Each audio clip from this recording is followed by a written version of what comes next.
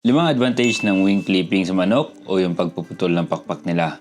So itong mga manok natin na to, layers to. Sa ginagawa nilang yan, may mga problema tayong kakaharapin dyan. Una, kung saan sila umabot, pwede sila maabot ng ating alagang aso. May naabot na nga naman isa na isa. Pangalawa, yung itlog nila, pag nandito sila sa labas, kung saan sila iitlog, di ba? Kaya dahil dyan, gugupitin natin ang balahibo ng kanilang pakpak. Pero in general, ano nga ba ang mga advantage sa paggupit ng kanilang mga pakpak? Unang advantage, hindi na sila basta-basta nakakalipad palabas ng kanilang pasture o paddock. Kasi pag nakakalipad sila, tatapak sila sa bubong ng chickenarium and yun na, lilipad na sila palabas. In general, hindi naman sila basta lalabas. Ang problema kasi ay natututunan ng isang manok. Ulit-ulitin niya ito at mag-aaya pa yan ng susunod. Kaya kung hindi sila makakalipad, wala nang problema. Mas ligtas sila laban sa predator. Kapag nakakalabas sa manok sa kanilang designated area, mas madali sila mapuntahan ng aso. At yan ang nangyari nung nakaraan, di ba? Naabot sila ng alaga nating aso. Kaya yun, pinaglalaroan ng aso. Hindi siya si Luna, yung bantay namin sa farm.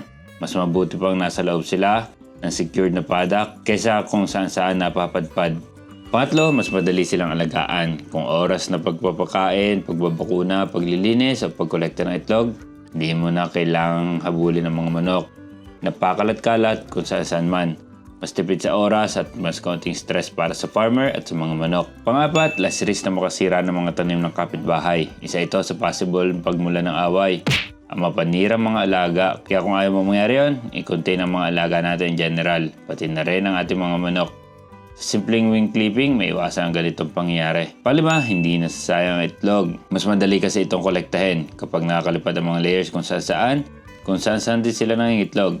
Sa damuhan, ilalim ng puno, sulok ng bakod, o minsan hindi mo na talaga makita. Ang resulta, may mga itlog na nasasayang o nababasag. Pag nasa loob lang sila ng kanilang paddock, mas malaki ang posibilidad na sa kanilang nesting nest area sila mangitlog. Mas madali ang pagkolekta. Mas kaunti ang mawawalang itlog at masulit ang bawat itlog na ipuproduce sa iyong mga manok. Panegosyo mga egg production, bawat itlog ay may katumbas na kita. Kaya hangga't maaari, gusto natin na alam natin kung saan sila nangingitlog.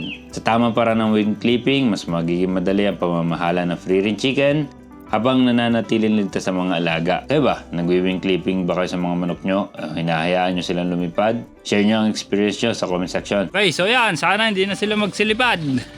Para hindi sayang itlog, yun lang. Peace.